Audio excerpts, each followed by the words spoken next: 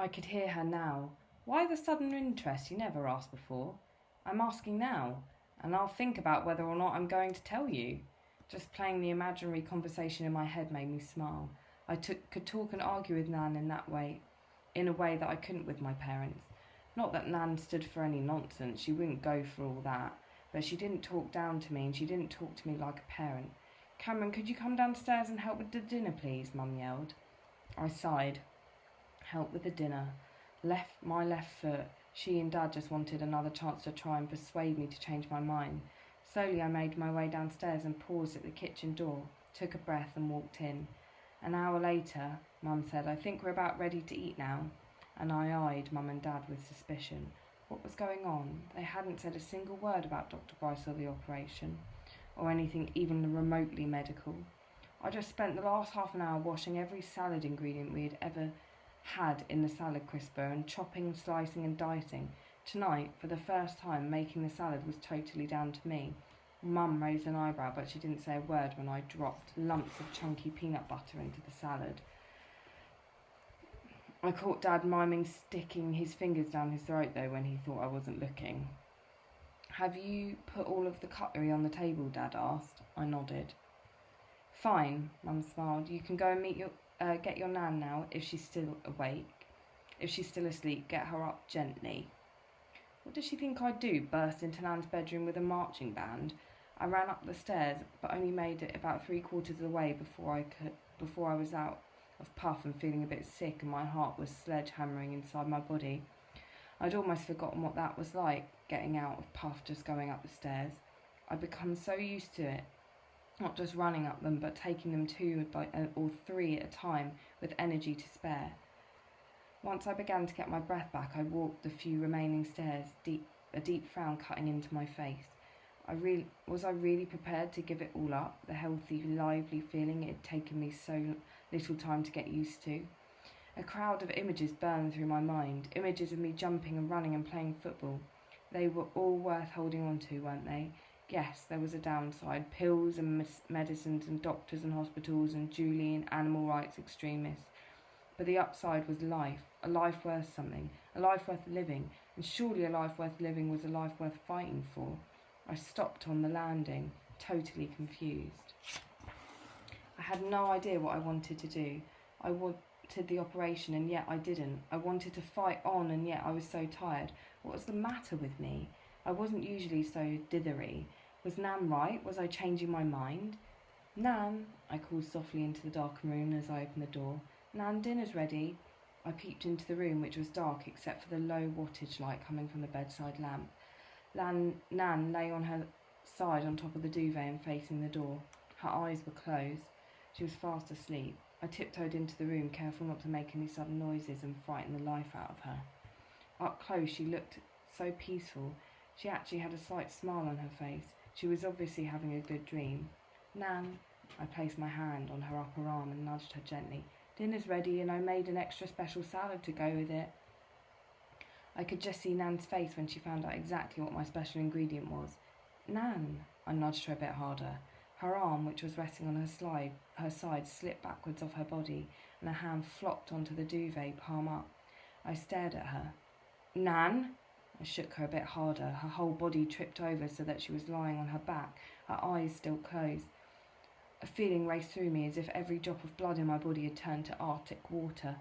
I stepped back, unable to take my eyes off of Nan. Not even able to blink. Do something. I had to do something. Mum! Dad! I screamed. A scream ripped from me, and once I started I couldn't stop. Dad came bounding up the stairs, closely followed by Mum. What is it? What's the matter? Dad asked anxiously. I pointed at Nan. Mum took one look at her before rushing over. Dad ushered me out of the room. My feet barely touched the carpet in my haste to get out of there, because I was frightened. More frightened than I'd ever been before in my life. Even more frightened than I was before my heart transplant operation. As soon as I was on the landing, Dad went back into the spare room, shutting the door behind him. I put my hands against the closed door, praying desperately that I was wrong, that Nan was just asleep. Please let her be all right. Please, please. My hands fell to my sides as I waited for something, anything to happen. What was going on in there? What were Mum and Dad doing? I turned and walked towards my room, but I didn't make it. Halfway there, I leaned against the wall before sliding down it. My face was soaked wet with silent tears, and all at once I couldn't keep silent anymore. I howled like some kind of wounded animal and curled up in a ball on the floor, where I cried and cried and cried. I didn't even know Dad had left Nan's room until he sat on the carpet next to me and held me tight. "Is Nan okay?" I gulped out, but I already knew the answer. "Cameron, she's dead," Dad said as gently as he could, "but she died peacefully in her sleep." I cried and cried some more while Dad rocked me without a word. Chapter 27. See you soon. "Hello, Alex." "Yes, it's me. It's the new year and I'm still standing. Well, sitting at any rate. I know it's gone, but Merry Christmas and a very happy new year, and it will be a happy new year. Do you know why? Because the new year will bring you.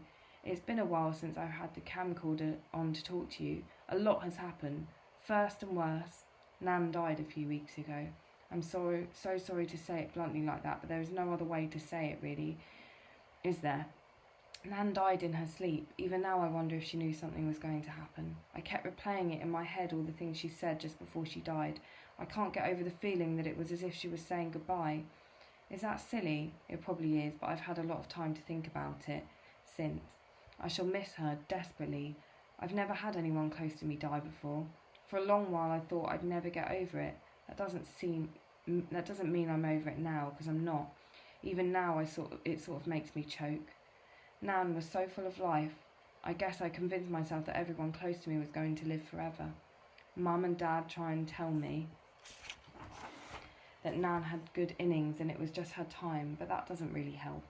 I didn't expect it to hurt inside quite so much, but it is getting better. I never thought that it would happen either.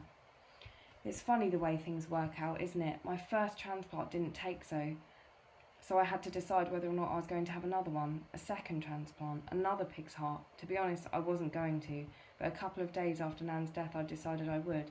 I must be a glutton for punishment. The papers had a field day. Poor Dr. Bryce had been called a butcher, and there have been calls for him to be snuck off and struck down and struck out and all sorts. I'm not supposed to know that, but one of the nurses told me. You see, his second pig heart patient died. I didn't know her. I didn't even know her name. All I know is that she was an artist and she was married with a son. I wonder how they're feeling now. No, I don't mean that. I know how they're feeling now, but I wonder if they still feel it was all worth it. I guess they do. When you get right down to it, it's simple really, a chance of life against no chance at all. And although I didn't know her, I must admit that when I heard it, it did upset me. I wonder what Trudy and the second pig, I think his name was Paul, would have made of all this. Wherever they are, they're probably laughing themselves stupid. But then again, maybe they're not. Spite and vindictiveness like that is more of a human thing than a pig thing, unless pigs really do think like the ones in Orwell's Animal Farm. I think I prefer the pigs that Dick King-Smith writes about, to be honest. So why did I change my mind about the transplant? It had a lot to do with what Nan said to me on the last day, but I think it was mostly her dying. That sounds terrible, doesn't it?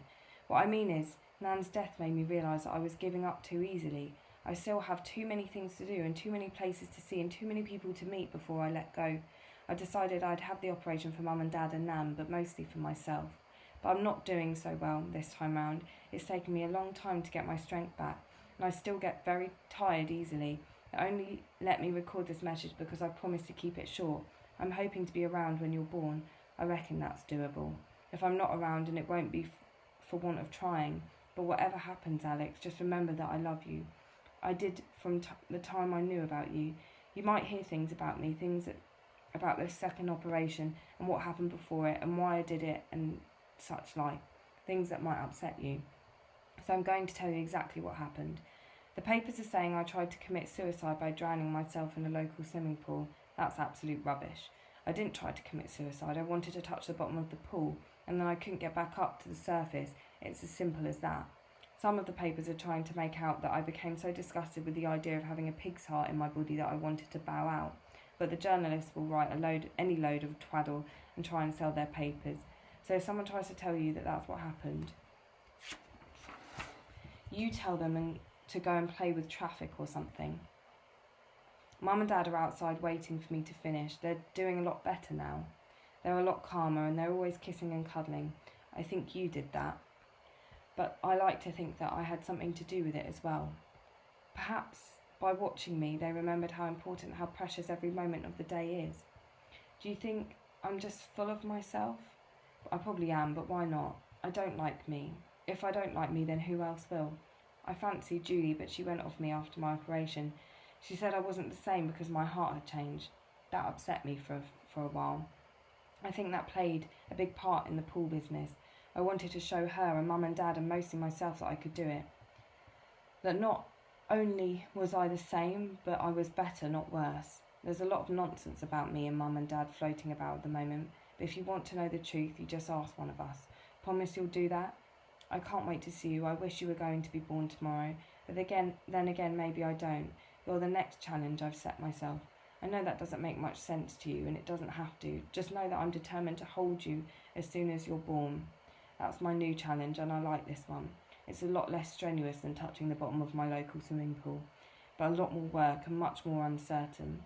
Still, it wouldn't be much of a challenge if it was easy, would it? When you're born in April, I'm going to hold you tight and say, welcome to the world, Alex. I'm your big brother, Cameron Joshua Kelsey, and I hope one day you'll be as proud of me as I am of you. I'll see you soon.